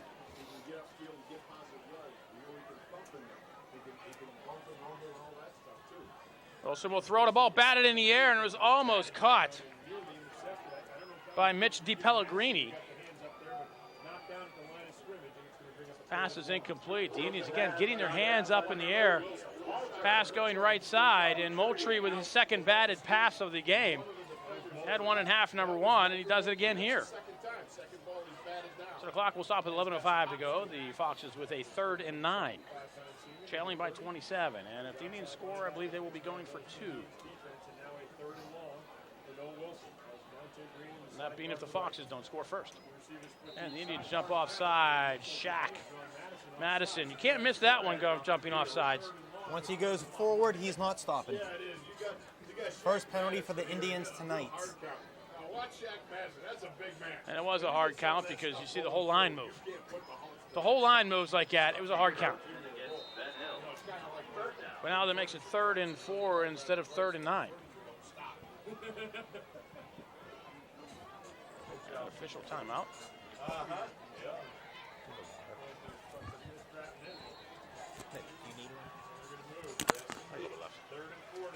Third and 4 from the shotgun. Wilson looking to his left, throws, pass is complete. It'll be caught for a first down for the Foxes. They did not give him the first down. I'm going to say it went out of bounds. Let's see. Check on the replay. Staring down his receiver, delivers it off to Trey Bradley. Shakes off the tackle. He did step out of bounds there, but where did they spot it? I don't think he got a very good spot on the ball. That was a nice job. Needed 4. They're going to give him 3, and it'll be 4th down. And the Foxes will go for it. So it's going to be a 4th and 1, and Fox Chapel's going to go for it here. What do they have to lose? 27-0. My daughter walking through here like she owns the place. She's not even bringing us food or candy. She came in and took a water and left. Monte Green will have a first down and more for the Foxes, chased by Ray Harris, who brings him down from behind at the 39-yard line. 24 yards for Monte Green. One man makes a difference. We got to look. That's a first down for the Foxes, and it makes you wonder, where was Monte Green in the first half? That's only his 2nd rush of the game. And both coming in this half, 25 yards on 2 carries. Again, 6'1", 230-pound junior. And if not for Ray Harris, the Foxes would have had 6 points. Green coming this way, looking for somewhere to go. The Indians wrap him up, bring him down from behind. Miles Davis with a nice carry after a pickup of 2. The Indians, the defense, I think, realizes they have their work cut out for them. Here in the half with Monte Green coming in. Davis just dives right at him and brings him down. Almost knocks the ball loose. It did come loose, but he caught it. It's just crunch. Crunch it once. There you see, his favorite color still is orange. And we have to ask him, if you don't watch, that's a question coming up when I get him in the senior week. Miles, what's your favorite color? What exactly is an orangeman? Man made out of oranges. Wilson under pressure, and he's going to be sacked. 54, Tyree Turner. Turner, in fact, it is going to be a sack because it's a loss of a yard. A loss of 2 yards. And it'll be 3rd down and 10. Tyree Turner does come in to finish him off. Donald also on the chase. Guys are coming in and dropping the bomb on him. Right here, got to look at it. Now he says, whoops, I got people coming at me. I got to head north and south.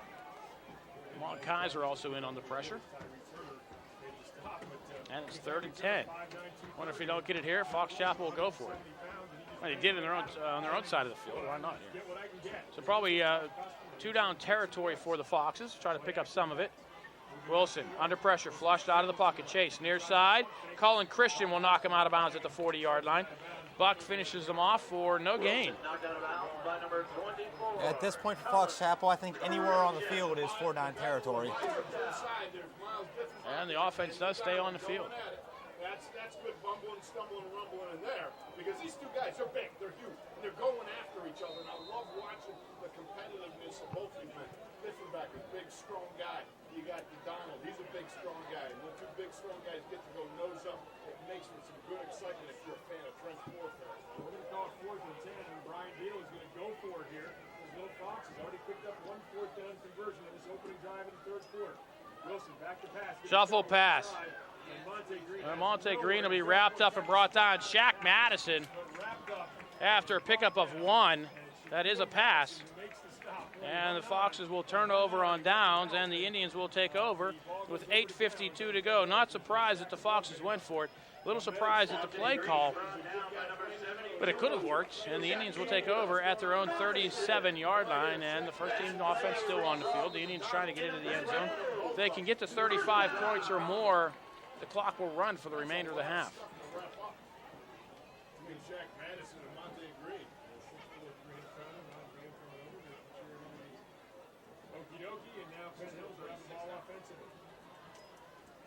Whitaker will throw, rolls to his right, looks underneath, has a man, Jones. Jones has it about the 44-yard line, will pick up 6 yards. C. Jones with a nice reception. And it'll be 2nd down and 4. Passing yards for Chaz Whitaker in half number 1. 5. You got 5.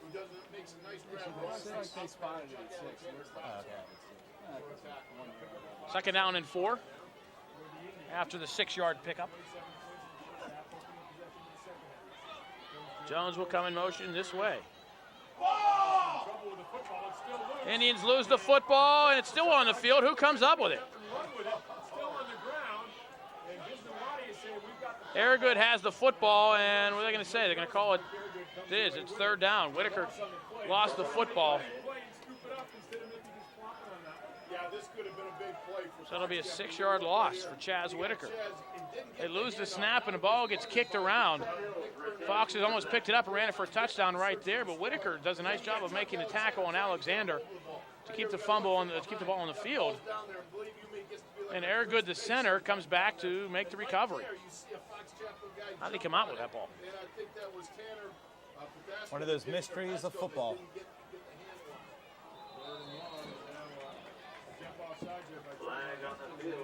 Trevon Hester jumps. And it makes it 3rd and 15.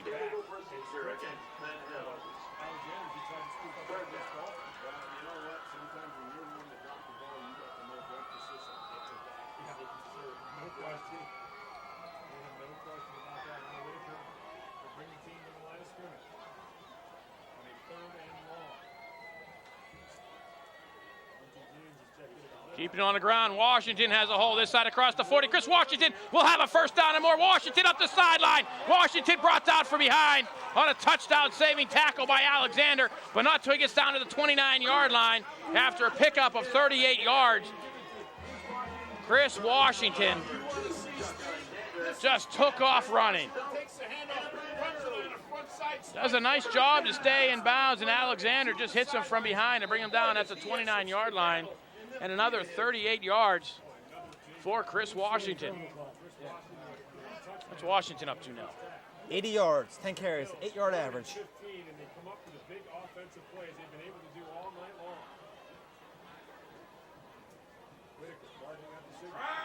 Paschal, he'll have his 100 yards on the night inside the 10, 5, Keith Paschal, touchdown, Penn.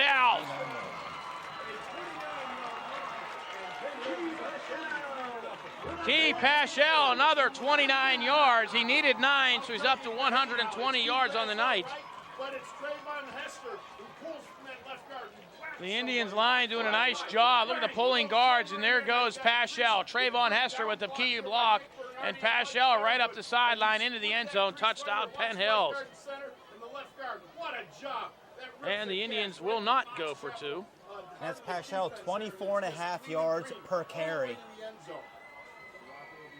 Pretty good average. He can do better.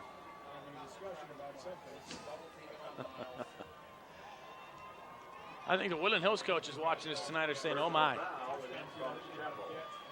The Indians are showing all those weapons tonight.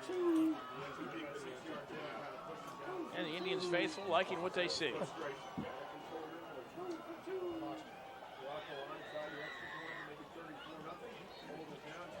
And Fracco's kick is up and good. 6:36 to go, 3rd quarter. Penn Hills 34, Fox Chapel nothing. You're watching Penn Hills Indians football on Comcast. Indians go 63 yards in 4 plays. Another 63-yard drive for the Indians. I think that's their 3rd 63-yard drive. And you saw Paschal tackled in the end zone late. They mark it off Fracco kicking off from his own 45-yard line. Kick this one into the end zone. We'll just give it to the Foxes at the 20-yard line. And again, the Foxes, I don't think have started a drive outside their own 30. Let's give you a quick stat here. That is Fracco's first touchback of the season. And I'm correct. The Foxes have not started outside their own 30-yard line. Best starting field position of the night has been the 29. Their own 29. Comparatively speaking, the Indians' worst field position has been so far the 36. Yeah, that's no surprise that he's a sophomore. 36-yard line.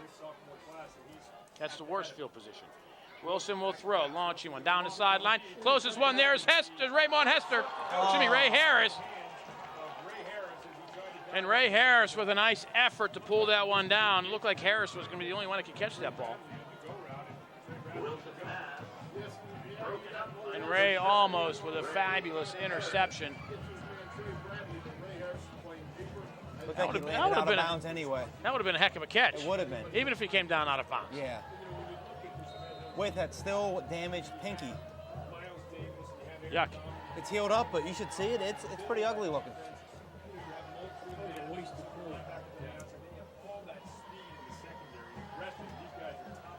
Wilson again will throw, hit in the backfield, gets away. Chased by Aaron Donald. It gets out across the line of scrimmage, and finally Brandon Eiffel says, I have had enough of this. And Wilson picks up 6 yards. I don't know how he got out of the sack from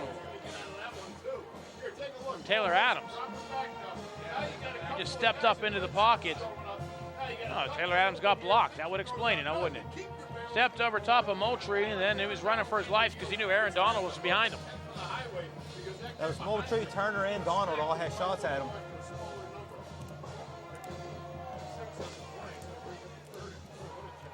Indian cheerleaders doing the war chant.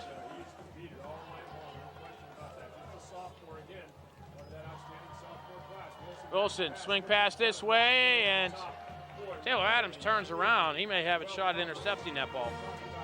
The pass was intended for Green, and it brings up a 4th and 3.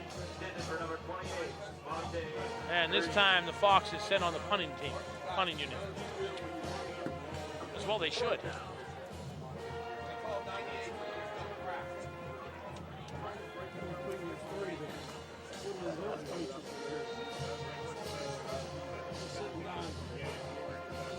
See if the Indians finally get a chance to return a kick. Eiffel and Jones are back there kicking around in the locker room at halftime, complaining they haven't had a chance to run one back again.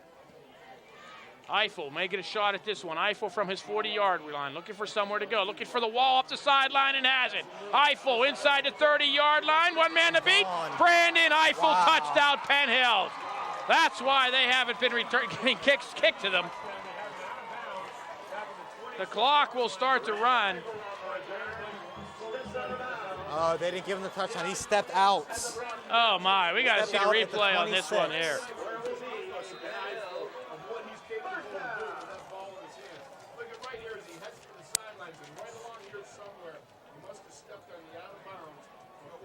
I'd like to see another angle of that one. Didn't look like much, did I it? didn't see any out of bounds there at all. Oh, that was almost a 60-yarder. Instead, it's 10, 20, 30, 34 yards, and the Indians start at the 26-yard line.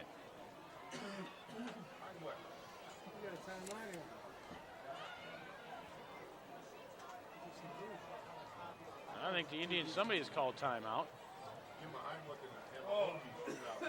And the Indians huddling on the sideline. I think, he doesn't step out of bounds there and gets into the end zone. I mean, we got a running clock the rest of the way. We would, and we'd get him early. Oh, it was a long first half. Almost had that running clock there. But now the Indian offense with another opportunity. See, we got Keith Paschal over 100 yards. I think Chris Washington closing in. Washington has 80 yards. Paschal with 122 on 5 carries. Not too shab. 24 and a half a pop. Well, let's see if Chris Washington can break one here. He'll get over 100 yards here on senior night. And then start giving it to Miles Davis. He already has 53. You don't want to lower that average. Well, let him give it to him. Let him run 53 yards again.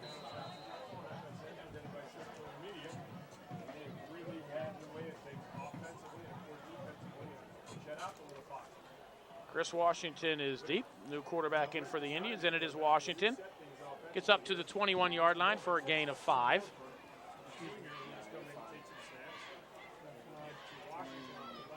Phil Morford in for the Indians. And the Indians starting to get some of the clean pants in. You could tell last week because the white jersey started coming in. I think tonight it's going to be looking for the white pants. Last week the Indians' colors were red, gold, and brownish. And mud.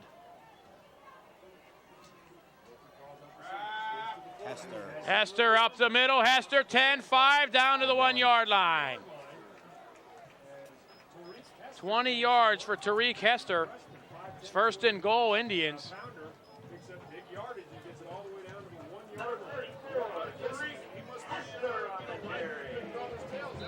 Hester, the big fire plug, 5'10", 200 pounds.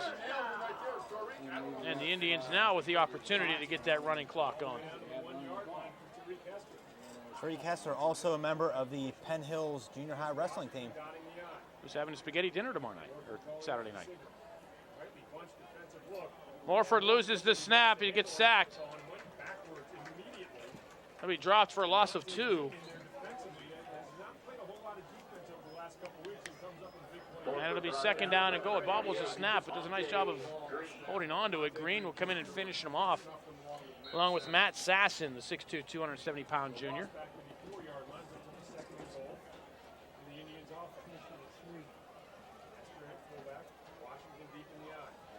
See if we can get Chris Washington his 4th touchdown of the night. It'll be Washington. Toss this way. He can walk in. Easy. Chris Washington, 4 yards out. And the whiz.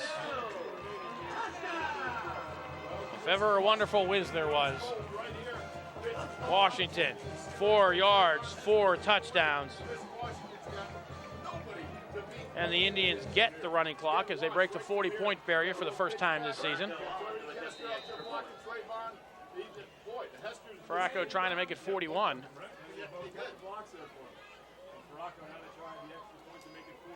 Eiffel gets a snap from Cerro down, and Farraco gets it up and through. 4:22 to go. That's right, Chris. 12 carries, 88 yards, 4 touchdowns. And the Indians lead 41-0 with 4:22 to go here in quarter number 3. You are watching Penn Hills Indians football on Comcast. Indians 26 yards in 4 plays, 4:22 to go here in quarter number 3. And that was the Al Bundy score for Chris Washington. Washington can now say, I scored 4 touchdowns in 1 game.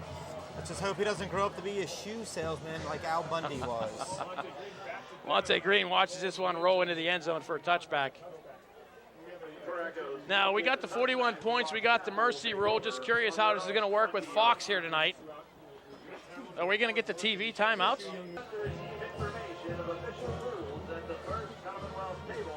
No, they are running the clock. That's fine. Good for me. Good for you? That works for me. I think so. I'd like to see some of these kids get some game action, and especially the seniors. Green looking for somewhere to go up the middle into the arms of Taylor Adams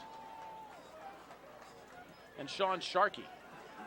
He'll pick up 7 yards. On the play by number 27, Sean Sharkey. So the crowd's starting to thin out here. The crowd was always thin tonight, wasn't it? Yeah. A lot of folks, I guess, not realizing this was a Thursday night game. So many students might have homework. Of course, I'm going to shout out to holding the sticks on the far side of the field. Can't see him now. So as we get the pass away, the pass complete. Pass was tipped and it's hauled in. Ray Harris comes out with it, but they're going to say the forward progress was stopped to Mallinger. We'll check where the spot was.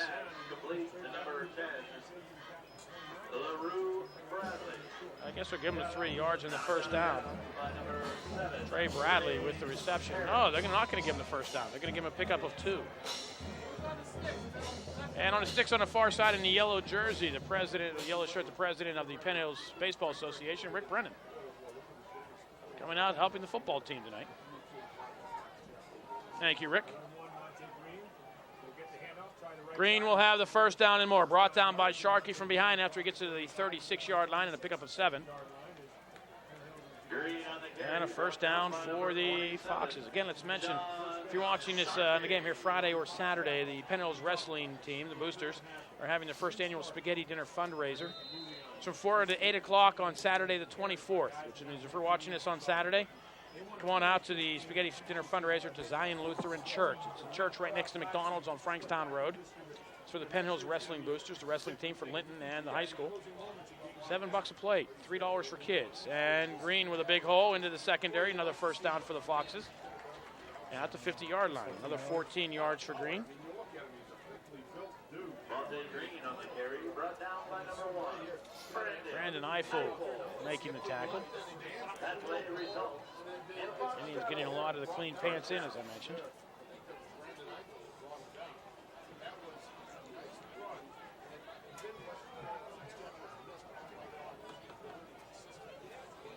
$150 and running. Here in quarter number 3.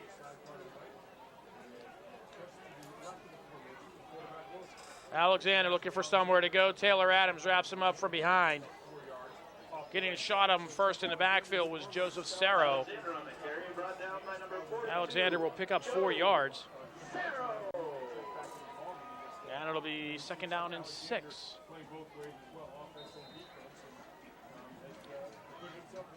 Oh, yeah, he's another time.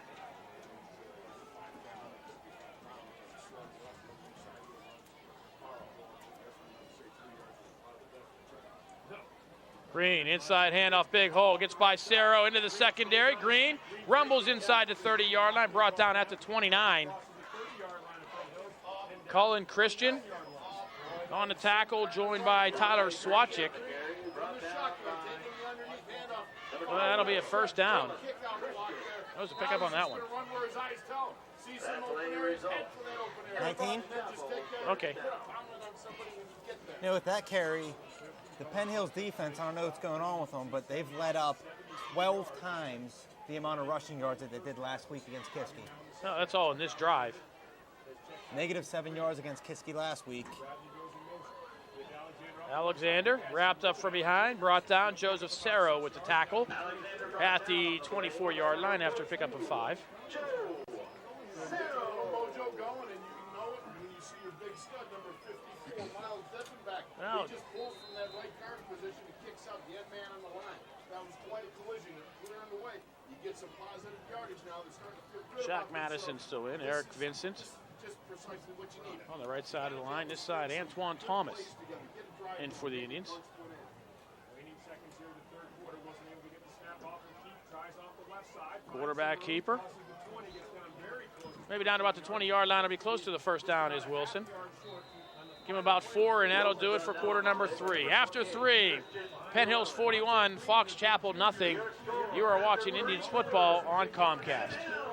Fourth quarter action about to get underway here at U.S. McGinley Stadium with the Indians up 41-0. And the Foxes moving early. We could tell because that's the way they threw the penalty flags. And you told me last week, they throw them to the offensive side, it's moving on the offense. And contrarily, if they throw it to the defensive side, it's You're a wise man, Bill. encroachment. So instead of 3.5 yard, it's now 3rd and 5.5 yards. You need to come up with a big sack here. That might even knock them out of field goal range. Of course, that field goal, we're getting right back into it. Just remember, don't mess with the man wearing multiple skulls. Green coming this way towards the end zone. Brandon Eiffel in his way. Touchdown. Monte Green, a 25-yard run. That puts Green at 100 yards even. All in half number 2. Yes. Where was he in the first half? Monte Green takes the handoff behind some good blocking, good kicking out there. Makes you wonder. A would-be Brian Deal, what were you thinking? That's like steer wrestling for Brandon Eiffel. Can't pull down the big green. No way. So the Indians do not get back-to-back shutouts.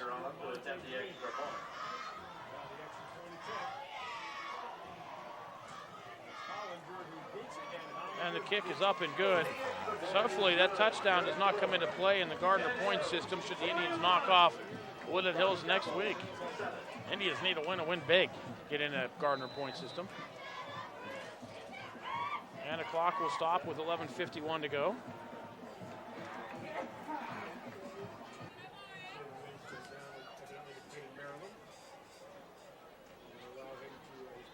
Roberson across the 50. Roberson comes this way into the secondary.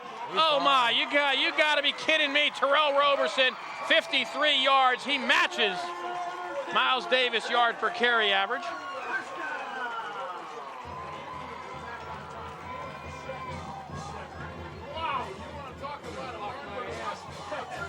And Roberson following the blocks. Ron Hester with another beauty. And there goes Roberson, and the Indians get the touchdown right back. Didn't take them long, did it? No, not at all. One play, 54 yards. So 53 yards for Roberson, and the Indians looking to make it 48. And not to correct you, Bill, but that still doesn't beat Miles Davis's yards per carry. Because Roberson has 3 carries for 58. Oh, okay. I stand corrected. So he has just under 20 yards per carry. Miles still has that elusive 54 yards per carry. Is that what it is? That's all right. The Indians up 48-7 with 11:13 to go here in the fourth quarter. Let's take a break. You're watching Indians football on Comcast. Indians scoring drive. Keith Banks, you want to go over the scoring drive? No, I don't, Bill. One play, 53 yards. Terrell Roberson. Indians extend the lead to 48-7, their highest scoring output of the season. Fracco got eyes to leg tonight. He's been kicking like crazy. This one to the 9-yard line. Fracco has his first career touchback today. And almost his first career tackle. He's in on that one. We'll give him a tackle on that. We'll give him a tackle with Francis Brown. Monte Green with the return. Fracco does indeed get the tackle at the 47-yard line. That would have been a stunning turn of events if Fox Chapel runs that one back and the Indians get the ball right back again. And that would be 3 plays, 3 touchdowns. But still, the question of the night is, where was Monte Green in half number 1? Did he miss the bus? It could have been a different game. Seriously. Maybe it was punishment for something he did wrong in school. Well, if he did, it cost him a game. But we don't want to, we don't want to suggest that at all. And the Fox Chapel Fox's coaches are headed towards the field with 10:42 to go. They've kind of said, early. "No moss, no moss."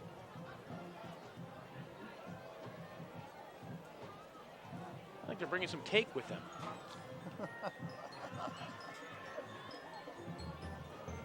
Now the Indian defense on the side of it, talking to the coaches. Hey, come on, guys. Let's stiffen up here. Let's not let these guys run down the field and get another one. Alyssa Baker, Angelica Blakeman, and Catherine Miller for the We'd like to see an Indian performance like this again next week. Oh, my. Again, I think the Woodland Hills coaches may be drinking the antacid right now.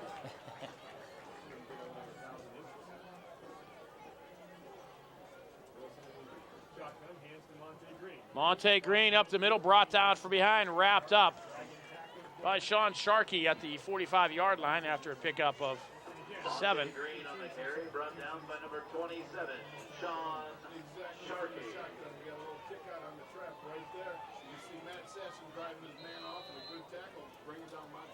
A guy like that, you got to get him around the ankle. You got to tackle low, wrap him up because he is Green over 100 yards on the night, 9 carries, 106 yards. It's amazing, all that in the last 13 minutes or so. Also keeps it himself, chased from behind by Cerro. Finally wrapped up and brought down by John Patterson. at the 39-yard line after a pickup of 6 and a first down. The clock continues to run. Stopped it for the moment here. No, they're keeping it running. John Patterson.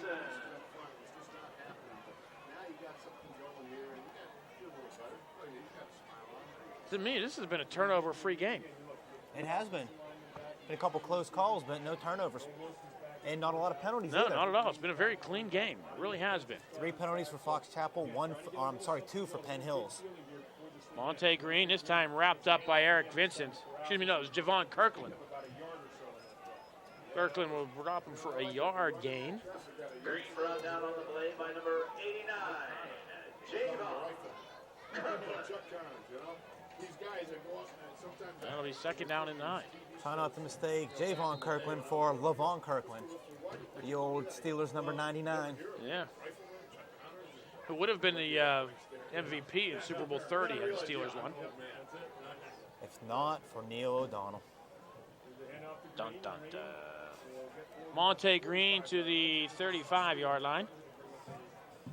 Tyler Swatchik and Shaquille Madison and Joseph Serra.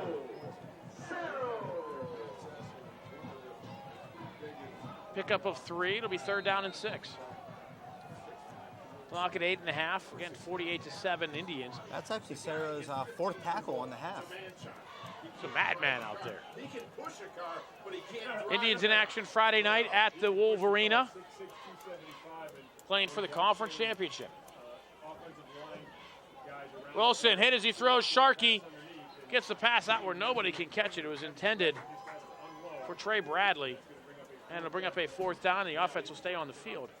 Wilson pass intended for number 10, LaRue Bradley. You're down 41 points. I'd say it's 4-down territory. You think?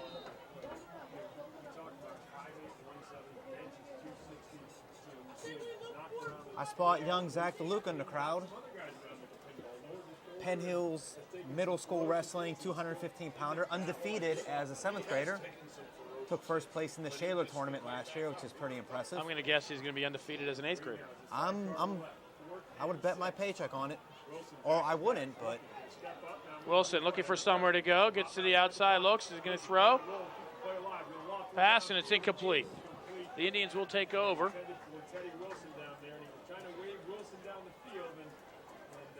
Ball at the 35-yard line. You know, in the wrestling room up at right up here at the US McGinley Stadium, up with the old locker room up here, there's a wall up here that has the WPIAL wrestling champion and state wrestling champions. Zach DeLuca will be on that board. I think he will, and I think there's another wrestler who's going up to varsity this year, a young man named Joe Washington, who I think is going to be on that wall at some point too. Absolutely, absolutely. A lot of fine wrestlers coming up through the system now for the Indians, Penn Hills. How's the Linton team looking this year? Linton team, we're looking pretty solid. Have a lot of young wrestlers coming back for their 8th and 9th grade years. We're pretty excited.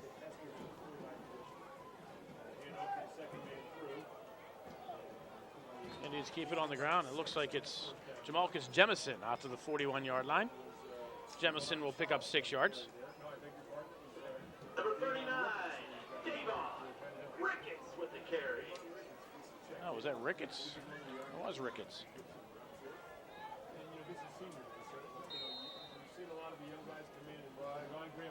Oh, I keep hearing about that 150-pound bracket up there for the Linton team. I've heard about that kid. What's his last name again?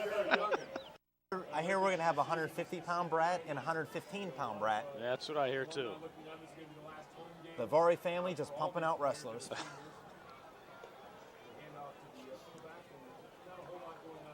When's Samantha going to step on the mat? No, she's not. This time it's Jemison for no gain. She's a cheerleader. Samantha will be on the side cheering. I've only seen cheerleaders at one wrestling match, and that was in Latrobe. One of the most awkward sights I've ever seen in my life. It's kind of hard to cheer for a wrestling team, but they did it. Rick 'em, rack 'em, rook 'em, rock 'em. Go out there and really fight. Go take down.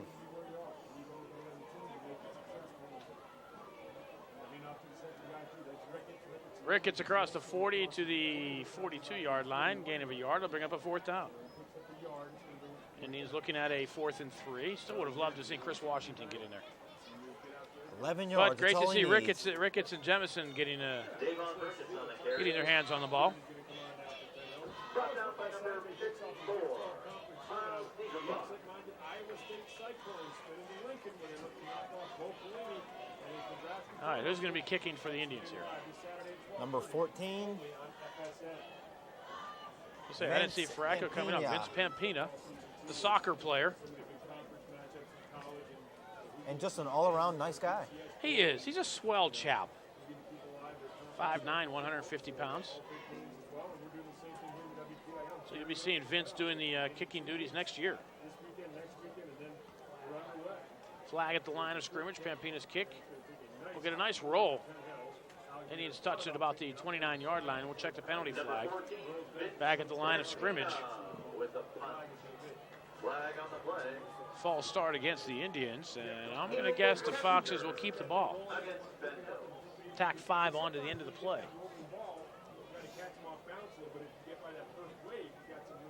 Yeah, but when you got 2 or 3 Dobermans. So I think if you're a Fox Chapel, maybe make them re-kick it. No, they declined the penalty. And they'll have it at the 29-yard line. Again, they don't think they've...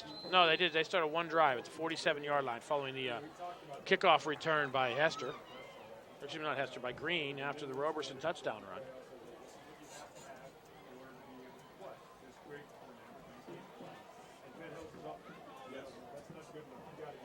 James Davis, defensive back to the near side. Francis Brown also in the secondary, joined by John Patterson.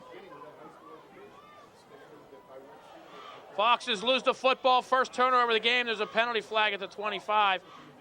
They're going to say the Foxes recover it. Deshaun Ballard out for the Indians. Big number 67, Charles Hill. 5'7", 200 pounds.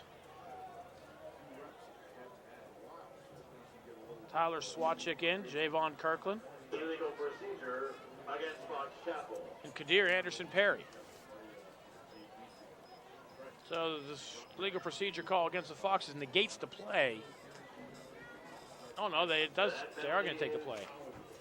Indians decline it. They're going to take the 5-yard loss on the fumbled snap. And it'll be 2nd down and 15. Sean Sharkey, Joseph Serra. I think I've gotten everybody in.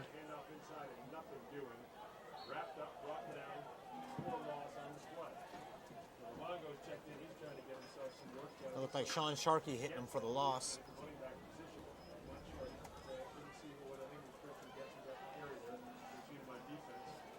Fox is getting some carries. There's some guys in.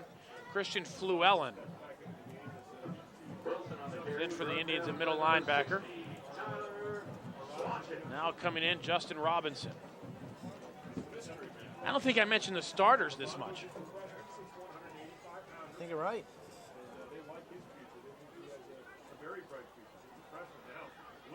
Tyler Swatchick will get himself a sack. We'll drop him for a loss of 10 back at the 11-yard line. He took a lick. But kept on ticking. And it brings up a 4th down. Tyler Swatchick's first sack of the season, I believe. Yeah, absolutely. See Tyler, you're going to see a lot of Tyler in the next couple of years. 6 foot, 230 pounds. I believe just a junior. Still going to grow.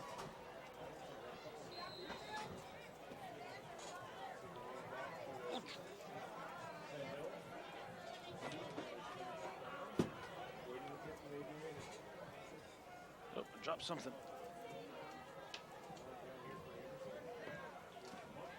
Foxes do kick. Francis Brown is back. He'll pick it up at the 49-yard line, looking for somewhere to go. And he'll go inside to 30. And I'm going to say he lost the football. There are penalty flags now. Oh, there's penalty flags everywhere. Hill takes over on the 29-yard line. Ball to 29. Penalty flag way back at the 44. Maybe even bring this one back. That they are. Big battle.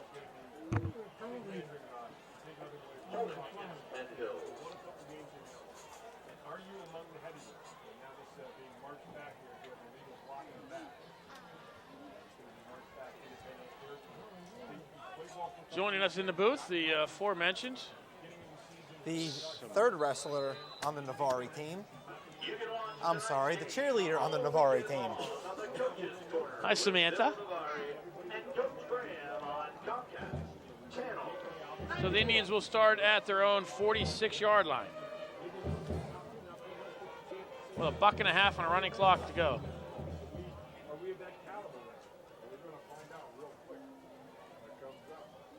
Morford in a quarterback, hands off, up the middle. Somebody with a 2. Number 42? Or 22. I see a 32. It is Cerro, son of a gun. Cerro will pick up 4 yards. Does more than snap and tackle. He has the toughest job on the team, really, long snapper. Yeah. Does Joseph Cerro. So joining in the backfield is Aaron Bailey, the former Bantam. And it'll be Bailey who loses the football right into the arms of the Fox Chapel Foxes.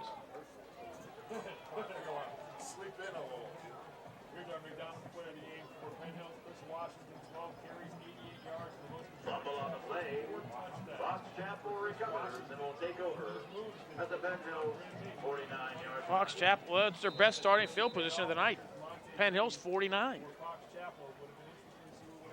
The clock running under 30 seconds to go. So if you recap the first half, where was Monte Green and why didn't they recover more fumbles? Well, first off, there weren't more fumbles, and second, we have no idea where he was.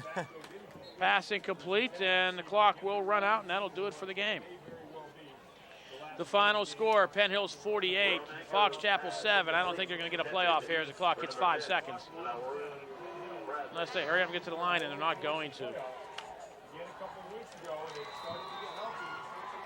And that is the final score here at senior night for the Penn Hills Indians. The final score of Fox Chapel 48, Penn Hills 7. Indians took the opening kickoff. They go downfield. Chris Washington, a 10-yard run. Second play of the game for the Indians after an incomplete pass. Miles Davis, a 54-yard run, took it down to the 10. 3 plays later, Chris Washington finishes it with a 10-yard run. The Indians up 7-0. Chris Washington, a 25-yard run on a lateral, gives the Indians a 14-0 lead. Keith Paschal, Indian scoring drive, 1 play, 53 yards. Paschal, the 53-yard run, Indians up 20-0. Then the Indians get a 63-yard drive before the end of the half. Chris Washington, the hat trick, his 3rd touchdown of the game, the 1-yard run. 27-0 Indians at the half. In the second half, Keith Paschal gets his 2nd, a 29-yard run. Paschal, 129 yards tonight, I believe. We'll check with Keith Banks in a moment.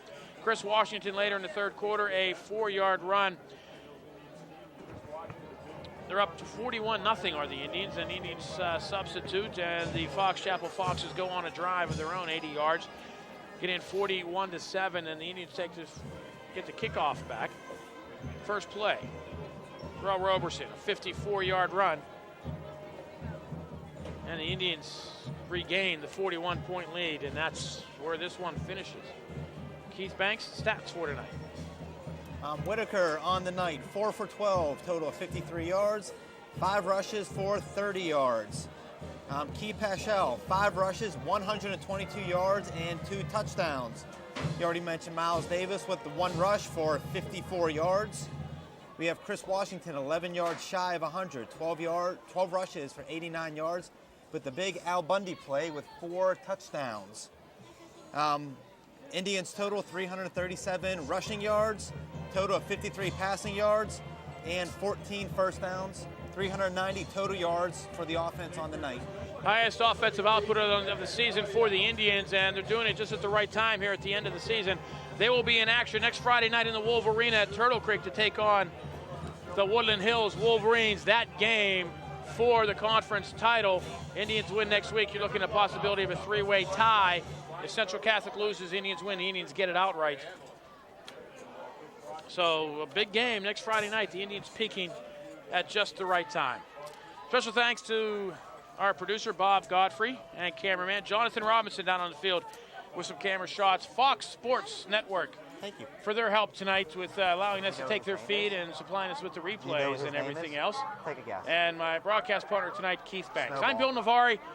We'll see you next Friday night from the Wolverina. Thank you for watching Penn Hills Indians football on Comcast.